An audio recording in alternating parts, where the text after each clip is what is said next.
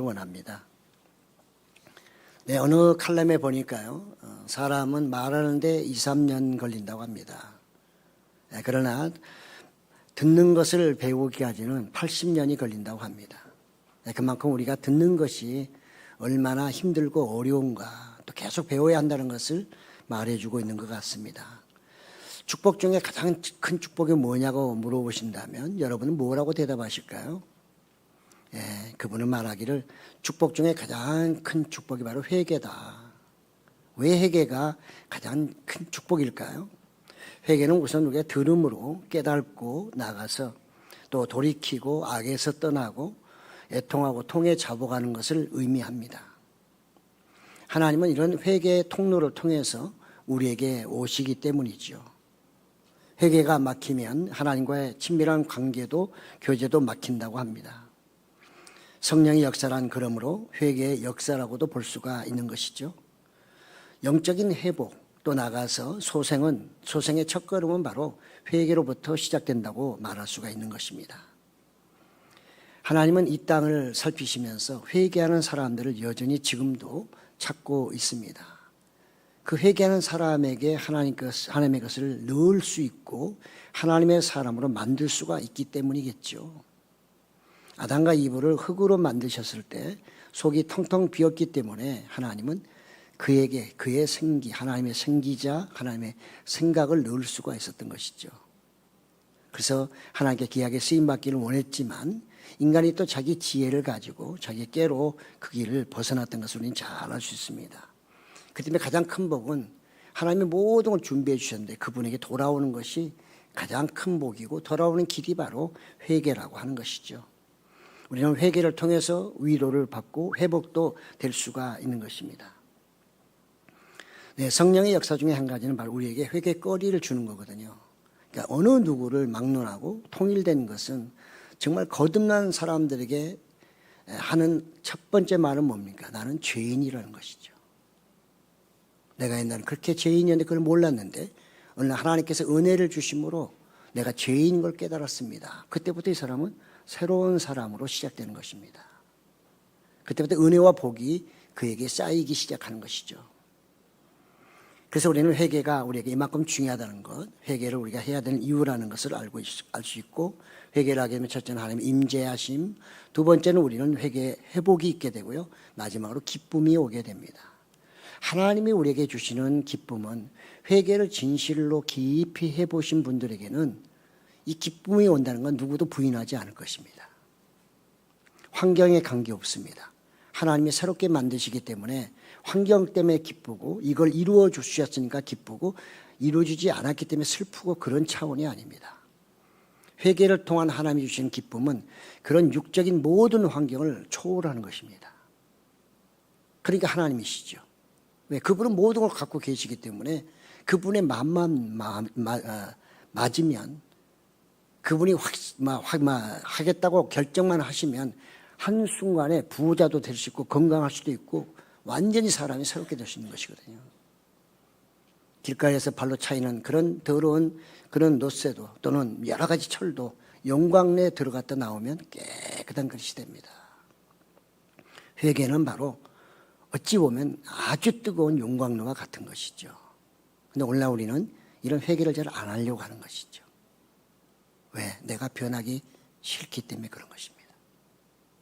사람들은 다 변하기를 원하지만 실제로 저의 지금까지의 목회 생활이나 제 개인의 신앙 생활이나 쭉 해보면 말로는 주님 나 바꿔주고 싶어요. 새로운 피조물 되고 싶어요. 말은 하지만 돌아서서는 주님 그거 제가 잠시 그냥 정신없어서 한 얘기인 줄 아시죠? 잊어주세요. 이런 경우가 대부분입니다. 여러분 안 그러신가요? 그러니까 성경은 우리에게 회개라는 얘기를 수없이 강조하고 있는 것이죠. 우리는 수요일 날 성탄 감사 예배를 드립니다. 원래 오늘은 또 막 예수님 오심에 대해서 막 이렇게 설교를 해야 되는데 저는 말라기를 선택을 했습니다. 두 번째입니다. 그리고 구약의 마지막 책입니다. 말라기는 어찌 보면 성경 전체 계시록과 같은 거죠. 심판과 구원, 그 모든 것을 아주 짧은 장에다가 압축해 놓은 거라 볼 수 있습니다. 창세기의 마무리 바로 말라기입니다. 성경 전체 마무리는 요한계시록이죠. 오늘 과연 이 말라기를 통해서 우리는 무엇을 배워야 하고 또 하나님의 진실로 우리에게 뭘 요구하고 계신가 하는 것을 우리는 또 한번 확인해 봐야 할 것입니다. 그렇습니다. 우리는 오늘 성경이 말씀하시기를 호렙산에서 내가 모세에게 주었던 율법과 그 다음에 법도를 기억하라 이렇게 말씀하셨어요. 그 수많은 여러 가지 하실 말씀이 있을 텐데 마지막 절에 그것도 마지막 부분에 가서 마무리 정리하는데 말씀을 하고 있다는 것입니다. 율법과 법도를 지키라, 기억하라 이 말씀을 하고 있다는 것이죠. 사랑하는 성도 여러분, 우린 기도 많이 해야 됩니다. 헌신 봉사도 많이 해야 됩니다. 교회도 자주 오셔야 됩니다. 예배도 자주 오셔야 됩니다. 그러나 가장 중요한 것은 그 모든 것의 정점에는 무엇이 있어야 되느냐, 그 모든 것의 바탕에는 무엇이 있어야 되느냐, 그건 바로 율법과 법도라는 것입니다. 구약적인 의미에서는 율법과 법도지만 신약의 관점에서는 하나님의 말씀으로 이렇게 정리할 수 있는 것이죠. 우리는 기도도 많이 해야 되지만 말씀이 없는 기도, 헌신과 봉사도 많이 해야 되지만 말씀이 없는 헌신 봉사는 곁길로 갈 수 있다는 거죠. 곁길로 갈 수 있다는 것입니다. 그것이 나쁘다는 뜻이 아닙니다. 하지 말라는 것도 아닙니다. 많이 하셔야죠. 열심히 하셔야죠. 그러나 중요한 것은 그 기준이 맞냐는 것입니다. 내가 이 길로 가면은 42.195인가 마라톤 이 길로 가면은 내가 1등 하면 정말 금메달을 딸 수 있고 면류관 내가 쓸 수 있냐는 것이죠. 똑같은 42.195라도 다른 길로 가버리면 1등하면 뭐예요? 길이 아닌데. 이스라엘 백성이 그렇게 살아왔어요. 이스라엘 백성이 열심히 율법 지켰다고 말합니다. 그들은 하나님께 제사 잘 지냈다고 아주 자부심을 갖고 있어요. 그런데 오늘 하나님이 말라기를 통해서 마지막 그들에게 정리하는 말씀은 뭐냐? 율법과 법도를 기억하라는 것입니다. 다른 말로 말하면 그들은 율법과 법도를 기억하지 않았다는 것이죠. 그들이 원한 것만 했다는 것이죠. 그리고 그들은 신앙생활을 잘한다고 했다는 것이죠. 그런데 결론적으로는 그들은 북이스라엘도 망했고 남쪽 유다도 망했고 다시 회복시켜 주셨지만 여전히 돌아오지 못하는 그들의 모습. 또다시 하나님은 어둠의 세계로 그들을 다 또 이렇게 집어넣는 거죠. 그러시면서 하신 말씀이 내가 다시 올 텐데 내가 다시 오는 그날 그 두려운 날 심판의 날 그때는 그냥 너희를 사랑하러 오는 게 아니야. 그때는 내가 너희를 심판하러 오는 날이야. 그때 올 때 너희가 말씀, 율법을, 법도를 기억하고 너희 자신을 잘 돌아봐. 나를 좀 제대로 좀 맞이해 다오 하는 그런 당부의 메시지라고 볼 수가 있는 거죠. 예수님도 구약을 잘 많이 인용하셨고요. 그래서 우리는 이 율법이 구약이긴 하지만 율법의 정신만큼은 우리가 기억하고 그것을 유지하며 또 그것에 의해서 우리가 살아가야 하는 것이죠. 예수님은 마태복음 5장 17절에 내가 율법이나 선지자를 폐하러 온 줄로 생각하지 말라. 폐하러 온 것이 아니요 완전하게 하려 함이라. 오늘날 율법 폐기론자가 있습니다. 어설픈 사람들입니다. 그들이 성경을 얼마나 많이 알길래 그가 하나님보다 더 위에 있단 말입니까? 예수님보다 더 위에 있단 말입니까? 예수님의 종이라고 많은 사람이 예수님의 이런 말씀을 다 무시해버리다니요. 예수님이 하신 말씀이 완전하다는 말이 구약은 다 필요 없다. 쓰레기로 집어넣고 태워버리라고 말씀하신 걸까요? 그건 아니잖아요. 왜 그러는 율법 폐기론자가 나왔을까요? 다 자기중심적입니다. 율법을 지키기 귀찮잖아요. 힘들잖아요. 십계명 지키기가 쉽습니까? 어렵습니다. 무거운 거 지고 싶지 않은 거예요. 다 쉬운 것만. 구약 39권보다는 신약 27권이 훨씬 가볍잖아요. 우리는 하나님을 믿을 때 내 주관으로, 내 생각대로, 내 마음대로 믿는 것이 아닙니다. 이거는 심판으로 가는 길이고요. 저주로 가는 길입니다. 그래서 오늘 말라기의 마지막에 하시는 말씀은 뭐다? 말라기를 통해서 하나님이 당부하시는 말씀, 율법과 법도를 기억하라. 이렇게 말씀하고 있어요. 마태복음 5장 18절도 예수님 또 말씀하십니다. 진실로 너에게 이르노니 천지가 없어지기 전에는 율법의 1.1획도 결코 없어지지 아니하고 다 이루리라. 여러분, 율법 39권이 다 이루어졌습니까? 이루어지지 않은 것도 아직도 많습니다. 그때 우리는 그것은 유효한 것이죠. 구약과 신약은 그림자와 실체의 관계라고 볼 수가 있습니다. 성경 66권은 그래서 모든 세대에 모든 신앙인이 반드시 준수해야 될 영적으로 영원 불변의 생명의 말씀이라는 사실입니다. 이것을 부정하면 이단인 것입니다. 저기 무슨 이단 우리가 말하는 그거는 우리가 그런데 신경 쓸 필요도 없어요. 너무 거기는 벗어났기 때문에 그게 아니고 같은 정통이라 하더라도 구약을 부정하거나 또는 일부를 부정하는 것은 그건 이단인 것입니다. 이단은 끝이 다른 것입니다. 같이 출발했지만 창세기로 같이 출발했지만 이렇게 말라기처럼 끝이 달라버리면 그들이 그 길로 계속한다면 그것은 이단이고 그러면 하나님의 나라에 들어갈 수 없으니 그게 탈선 아니고 무엇이겠습니까? 이단은 결국은 탈선이잖아요. 어렵게 생각할 필요 없습니다. 그러므로 정통도 잘못하고 말씀으로 가지 않고 엉뚱한 길로 가면 그것도 하나님이 보실 때는 이단이라고 말할 수 있는 것이죠. 이스라엘이 그랬습니다. 이스라엘은 예수님께 책망을 많이 받았습니다. 그들이 율법이 없어서 그랬습니까? 아닙니다. 예수님이 보실 때 그들은 이단이었습니다. 마태복음 15장 3절에 예수님이 뭐라고 말씀하세요? 뭐라고 물어봤어요. 너희는 어찌하여 너희의 전통으로 하나님의 계명을 범하느냐. 그들이 전통으로 하나님의 계명을 범하면서도 그들은 하나님의 백성이고 하나님의 가장 잘 섬기고 예수님이 하나님 말씀하면 그들은 다 부정해버립니다. 부정하는 정도가 아니라 살인하려고 합니다. 십계명은 분명히 살인하지 말라고 나와 있습니다. 그런데도 불구하고 그들은 그 죄를 범하면서 떳떳합니다. 왜? 그들이 볼 때는 율법을 어겼다고 생각했기 때문에. 그러나 실제로 율법을 어긴 사람은 누구냐? 장로의 전통만 지키는 그들이었습니다. 그들은 그걸 모르고 있었던 거죠.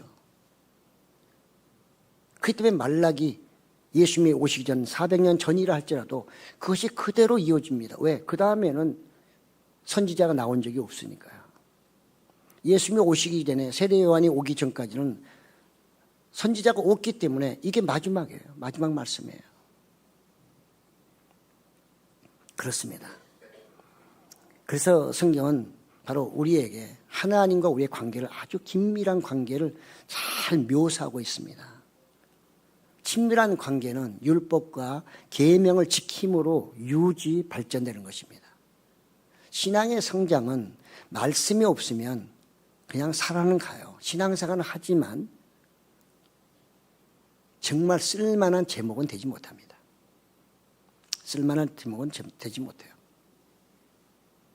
잡목은 되는데 정말 몇십 년 성장해서 큰 나무가 돼서 그것을 아주 소중한데 궁전을 짓거나 궁을 짓거나 이런 데는 쓸 수 있어요. 그러나 잡목은 시간이 아무리 가도 그냥 잡목에 불과한 것입니다. 그렇잖아요. 우리는 하나님의 백성으로 예수님의 제자고 하나님의 자녀로서 하나님의 말씀, 계명을 잘 지킴으로 유지, 성장, 발전할 뿐만 아니라 하나님의 이 시대에 정말 백성으로서 또 일꾼으로서 귀하게 쓰임받아야 할 것입니다. 성경은 우리의 영육의 강건한 길의 가이드북이기도 하고요. 또 우리가 이 길을 가야만 우리는 바른 길로 끝까지 목적지를 향해서 갈 수 있다는 사실을 잊지 말아야 할 것입니다.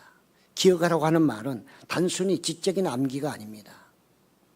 지적인 암기는 세상에 많습니다. 성경, 여러분 우리보다 성경 많이 하는 사람 많아요. 안 믿어도. 여러분 대부분 다 아시잖아요. 작가들, 유명한 세계적인 작가들은 성경을 몇십 독씩 합니다. 우리보다 성경 더 잘해요. 그 사람들 연구를 잘하고 머리가 좋잖아요. 기억력도 뛰어나고. 그렇지만 하나님을 믿지는 않아요. 그들이 알고 있는 건 지식입니다.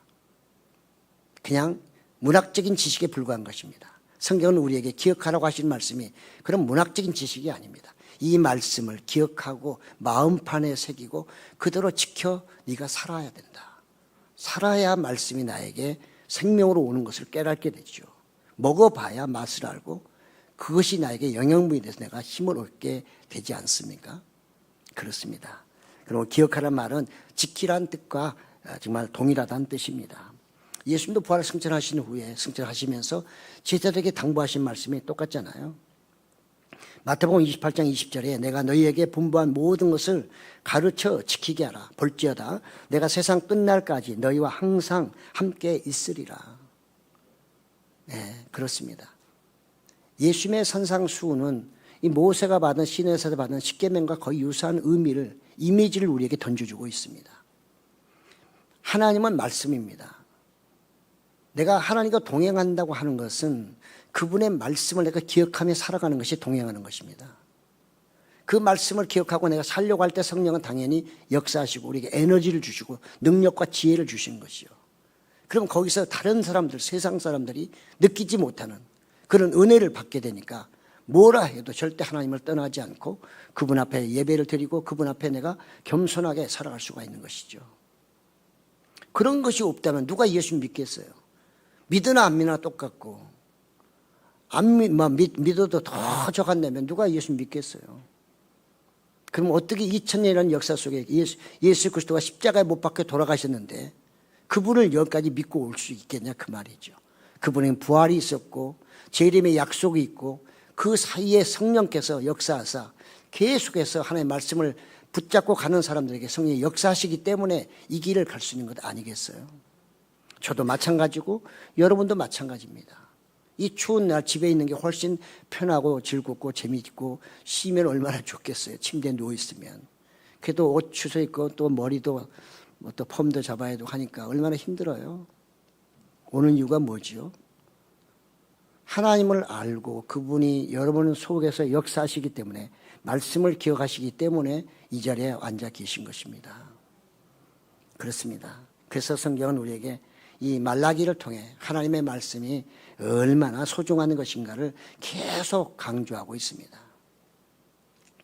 기차는 탈선해버리면 엄청난 기관차 힘도 무용지물입니다.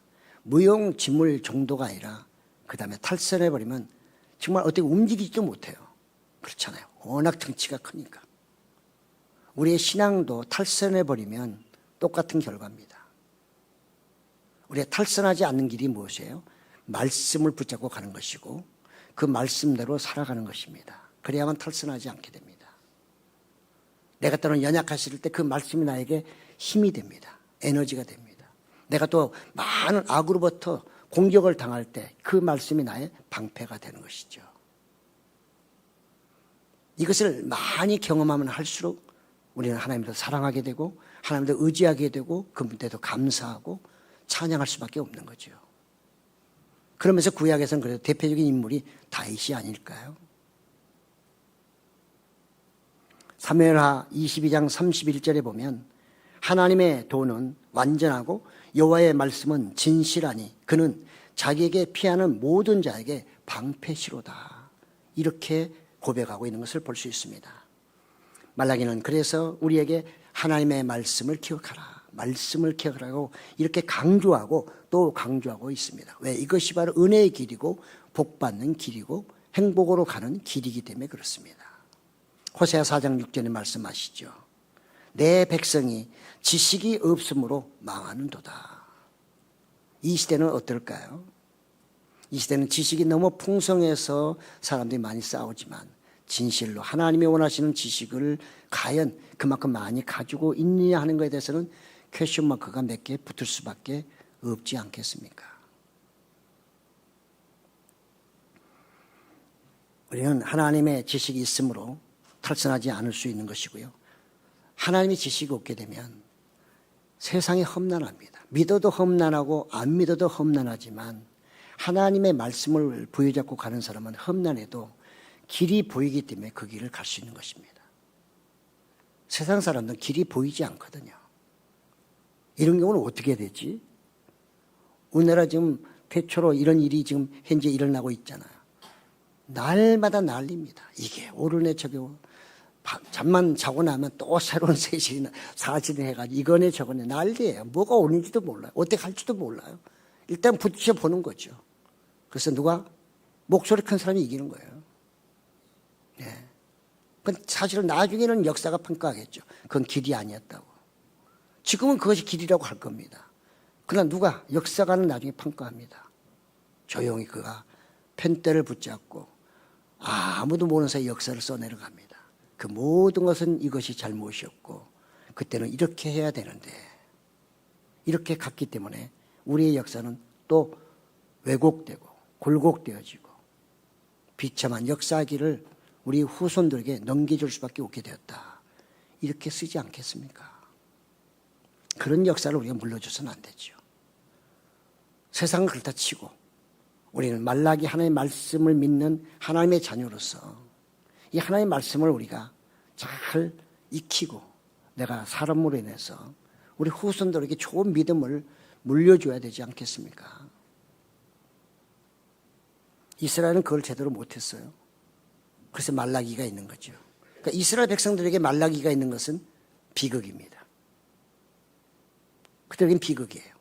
이런 메시지를 듣는 그들은 정말로 천추의 한을 남길 수밖에 없는 언약의 백성이 되고 만 것입니다. 그런 언약의 백성이지만 그 언약을 제대로 지키지 못했기 때문에 그들에게 오는 하나님의 책망은 말씀을 좀 기억해라. 나를 좀 기억해다오. 내가 가라고 하는 그 길을 좀 가야 된다. 그 얘기를 하고 계신 거죠. 하나님은 그래서 언급합니다. 여호와의 날을 너에게 내가 선포할 때 여호와의 날이 이제 너에게 오게 된다. 여호와의 날이 심판의 날이잖아요.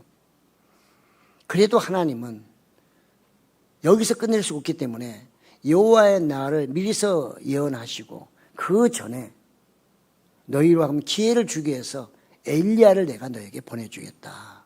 이렇게 말씀하신 거죠. 그 엘리야가 바로 그 선지자라 이렇게 볼 수가 있는 것입니다. 그 엘리야는 어찌 보면 예수님의 말씀에 의하면 바로 세례 요한, 세례 요한은 바로 엘리야의 영과 능력을 가진 자로 메시아의 길을 예비했다고 누가복음 1장 17절에 예수님이 증언하고 있기 때문에 그 엘리야는 바로 세례 요한이라 이렇게도 볼 수가 있는 것이죠. 어쨌든 간에 세례 요한의 그런 역할을 엘리야의 역할을 세례 요한이 했다고 볼 수 있고요. 또 그 선지자는 우리 일반적으로 예수님으로 알고 있습니다.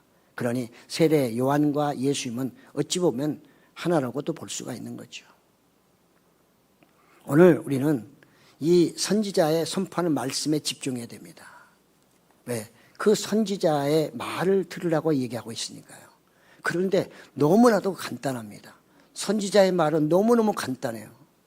아니, 왜 이렇게 간단하지? 그것도 한 줄로. 그것도 되게 웃기는 말씀을 하고 계셔요. 선지자가 와서 아버지의 마음을 아들에게, 아들의 마음을 아버지에게 돌아오게 하리라. 돌아온다는 게 슈브. 그거는 우리 그냥 일반적으로 해석하면 그것은 번역하면 회개하다거든요. 회개하다. 이 말씀이에요. 왜 이렇게 간단하게 말씀하시고 마무리해버렸을까? 우리는 추정할 수 있습니다. 뭔가 모르게 아버지와 아들 관계가 아주 안 좋구나. 서로 싸우는 관계, 늘 불화관계, 날마다 아버지도 아들 보기 싫고 아들도 아버지 보기 싫고 그런 과정이 아닐까? 그러니까 서로 간에 마음을 돌려서 마음이 하나 되고 아버지와 아들의 관계로 회복하라, 화목하라 이런 말씀을 하시지 않았겠어요? 그렇잖아요. 우리는 그러니까 예수님의 사역, 세례 요한의 사역도 뭡니까? 회개하라, 천국이 가까이 왔느니라. 그 천국은 화목의 길이잖아요. 회개를 해야 이스라엘 백성과 하나의 관계가 다시 원상태로 돌아가게 될 것이고요. 부모와 자식 간에 서로 간에 불화가 있었다면 서로 간에 잘못했다고 용서를 빌어야 하나가 될 거 아니겠습니까? 이웃과의 관계도 마찬가지, 이스라엘과 하나님과 관계도 마찬가지. 모든 관계가 그렇단 말이죠. 그러니까 지금 선지자의 말에 초점 봐도 어디냐? 화목하라는 것입니다. 너희가 심판을 잘 준비하려면 화목해야 된다. 화목한 상태로 있을 때 너희가 내가 하려고 하는 그 심판을 피할 수 있다는 것이죠. 그럼에도 불구하고 화목하지 않는다고 하면 내가 너희에게 저주를 퍼부을지 모르겠다. 이렇게 말씀하고 있습니다. 우리는 그러면 이 화목을 잠깐 생각해 보죠. 자, 말라기는 마지막이라고 그랬습니다. 창세기로 들어가면 창세기가 처음이고 말라기가 마지막이에요. 알파와 오메가입니다. 이스라엘 백성들의 축소판이 아담과 이브라고 볼 수가 있죠. 아담과 이브가 어떤 존재였습니까? 흙이었어요. 아주 하나님이 빻아가지고 고운 흙이었습니다. 밀가루처럼 반죽하기 좋은 흙이었어요. 만들어 놓고요. 그 다음에 하나님이 그 속에다가 생기를 부어넣어 주셨죠. 움직이고 돌아다니다 보니까 모든 게 너무 잘 돼 있는 거예요. 에덴 동산, 기쁨의 동산. 먹을 거 다 있어요. 부족함이 없어요. 자기가 한 게 아무것도 없어요. 하나님이 다 만들어주시고 거기다 특별히 갖다 놓으시고 너는 그냥 이거 좀 관리하면서 네 마음대로 먹고 즐기고 여기서 영원히 살라. 이런 말씀 하셨잖아요. 그때는 얼마나 하나님과 화목했어요. 그런데 이 화목이 하나님과 깨진 게 언제예요? 자기의 욕심이 들어갔을 때. 선악과를 따먹으라고 하는 뱀의 말이 너무너무 좋았던 거죠. 그때부터 하나님과 아담과 이브는 불화가 시작된 겁니다. 갈등이 시작됐고요. 그 갈등의 요인이 뭡니까? 뱀의 말이 뭐예요? 너 이거 따먹으면 네가 하나님처럼 돼. 뭐 하는데 네가 하나님 말씀에 날마다 순종하고 복종하고 그냥 무릎 꿇고 다니고 그러냐. 이것만 따먹으면 너도 하나님처럼 마음대로 명령하고 막 할 수 있는데 왜 그렇게 살아? 그렇게 살지 마. 그 한마디가 처음에는 고민을 많이 했겠죠. 그 선악과를 따먹는 순간에 하나님과 사람은 원수관계 돼버린 거죠. 같이 살 수 없으니까 헤어질 수밖에 없는 거. 그러니까 에덴 동산에서 쫓겨날 수밖에 없었던 것입니다. 말라기를 기록하는 하나님이 창세기 아담과 이브의 그 모든 것을 기억하지 않으실까요? 그래서 내가 올 때에 그 선지자를 통해서 다시 너희를 화목하게 할 길을 줄 테니 그분의 말씀을 들음으로 화목해야 된다. 원수됐던 우리 관계가 다시 회복돼야 된다. 그래야 너희가 내 백성, 나는 너희의 하나님이 되고 너희는 내 아들, 내가 너희의 아버지가 되지 않겠느냐? 이 얘기를 지금 말라기에서 하고 있다는 것입니다. 창세기에서 하나님이 보시기에 좋았더라가 그들의 선악과 따먹음으로 하나님과 원수가 된 그 사건이 얼마나 시간이 지난지 모르겠어요. 이거저거 다 하고 율법을 주고 뭐 해도 결국은 마지막 말라기 때 와서 하나님이 하시는 말씀은 이 원수더라 그 말이죠. 너희는 나하고 원수야. 그러니 일단 여기서 정리를 하고 내가 그날을 준비할 때까지 다시 한번 기회를 주겠다. 이번엔 뱀이 아니라 내가 보내는 선지자 내 말을 그의 입에 줄 테니 그의 말을 듣고 돌아오면 관계가 회복되고 화목한 관계가 되겠지만 그래도 고집세고 그래도 완고해서 안 듣겠다면 그거 어쩔 수 없지 않느냐. 그럼 너희하고 나하고 관계는 영원히 헤어지는 관계. 그러니 그것이 저주가 아니고 무엇이겠느냐. 말라기에게 이 말씀을 하고 계신 거예요. 그러니 이 말씀하시는 하나님의 마음이 얼마나 아프실까요? 그렇게 좋게 시작했는데 그 수많은 시간이 흘렸고 수많은 선지자를 보냈지만 듣지 않고 결국은 마지막의 메시지는 뭐냐? 돌아오라. 그 얘기입니다. 우리는 예수님의 탄생을 축하하는 일이 이제 수요일 날입니다. 예수님의 탄생을 축하하는 것은 이미 우리에게 오래전부터 시작이 됐고요. 주님은 우리에게 말씀하시기를 새로운 사람이 되라. 성령으로 말미암아 새로운 피조물이 되라고 말씀하셨고 재림하실 예수님이 오시면 그건 심판입니다. 즉 우리에게 그런 기간을 주고 있는 것인데 과연 여호와의 심판, 예수 그리스도가 이 땅에 오셔 심판하실 때에 나는 하나님과 화목한 관계에 있고 그 화목이 내 가정에도 내 이웃과의 관계, 교회에서도 어디서이든 간에 내가 그런 화목한 사람으로 살아가고 있나 하는 것이죠. 그렇지 않다면 네가 아무리 성경을 안다 하고 신앙생활을 열심히 한다 하고 나를 섬긴다, 나를 경배한다 한더라도 그건 다 말뿐이라는 거죠. 말라기에게 하시는 이 말씀은 하나님의 통탄의 메시지라고 볼 수 있는 거죠. 돌아와라. 아직도 돌아오라는 겁니다. 그래서 예수님도 회개하라. 천국이 가까이 왔느니라. 내가 올 때 믿음을 볼 수 있겠느냐? 내가 이미 벌써 심판하였노라. 예수님 말씀하시잖아요. 나를 믿는 자는 그는 구원을 받겠고 나를 믿지 않는 자는 이미 그는 심판을 받았느니라. 이런 메시지를 예수님이 중간중간 남기고 가셨고 다시 너희가 본 그대로 내가 다시 오리라. 이렇게 말씀하고 있습니다. 그렇습니다. 우리는 이 역사를 보면서 하나님이 아니고는 인간은 구원받을 수 없다는 것을 분명하게 성경은 보여주고 있습니다. 하나님의 은혜로만이 우리는 구원받을 수 있고 그 은혜에 순종하고 따라갈 때만이 우리는 구원의 은총에 들어갈 수 있고 영생에 들어갈 수 있다는 것을 성경이 누누이 강조하고 오늘 말라기를 통해서도 아주 심플한 메시지지만 그 안에 이렇게 엄청난 메시지가 담겨져 있다는 거죠. 왜? 그들은 알 겁니다. 우리는 이방인이기 때문에 오랜 시간이 흘렀기 때문에 이게 뭔 얘기일까? 이렇게 우리는 생각하고 또 여러 주석학자를 통해서 해석해야 되지만 유대인들 그들은 너무 잘 알아요. 네 죄는 네가 알렸다. 자기가 죄를 졌는데 양심이 꺼리끼면 말하지 않아도 알잖아요. 하나님이 이 말씀 딱 하실 때 한 번만 톡 치고도 그 사람 속은 다 뒤집어져 버리잖아요. 우리에게는 간단한 메시지 같이 보이지만 당시의 유대인들에게는 특히 종교 지도자들에게는 이 메시지가 얼마나 무서운 메시지였을까요? 하나님은 이후로부터 입을 딱 닫으시고 선지자도 보내지도 않으시고 그냥 암흑의 세상으로 방치해버리신 것입니다. 그래서 예수님이 오신 것입니다. 우리는 예수님을 맞이하는 그 심령 속에는 반드시 뭐가 있어야 된다?